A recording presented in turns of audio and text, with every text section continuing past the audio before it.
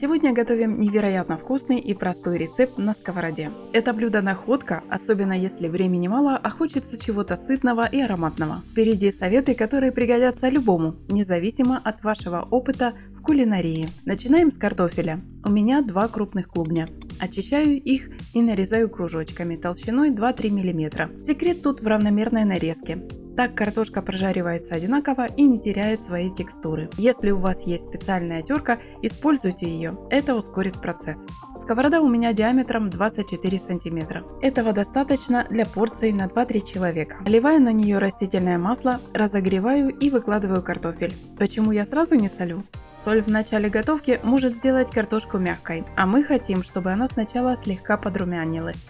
Жарим на среднем огне около 7 минут, не забывая помешивать. Пока картофель жарится, займемся яичной заливкой. Беру миску и разбиваю 4 яйца. Взбиваю их венчиком, можно и вилкой, главное добиться однородности.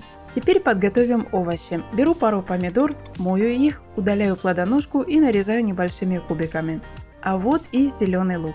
Почему именно он? Лук добавляет свежести и легкой пикантности. Если его нет под рукой, подойдут петрушка, укроп или порей. Он даст мягкий вкус. Нарезанный лук отправляю к яйцам вместе с помидорами. Добавляю 150 грамм сметаны жирностью 20%. Если ее нет, замените густым йогуртом без добавок или сливками. Немного соли и черного молотого перца для вкуса. Все это тщательно перемешиваю. Возвращаемся к картошке.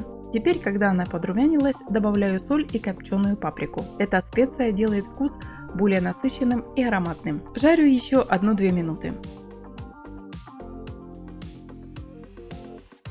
Теперь переходим к главному. Выливаю яичную смесь прямо на картошку. Накрываю крышкой и готовлю на медленном огне 10-15 минут. А пока напомню, подписывайтесь на канал, ставьте лайк, включайте колокольчик, чтобы не пропустить новые рецепты. Важный момент. Переворачиваю омлет.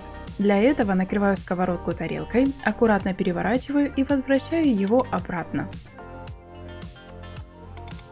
Сверху посыпаю натертым сыром. Это может быть твердый сыр, вроде пармезана, или мягкий, который хорошо плавится, например, гауда. Аромат уже потрясающий. Добавляю немного рубленой зелени, укроп и петрушка. Прекрасно дополнят блюдо. Снова накрываю крышкой на пару минут, чтобы сыр расплавился. Наш омлет готов. Перекладываю его на тарелку. Подойдет сметанный с чесноком или томатный с травами. Любите острое? Возьмите аджику или табаско. Напишите в комментариях, какой соус предпочли бы вы. Наслаждайтесь этим ароматным и простым блюдом. Приятного аппетита!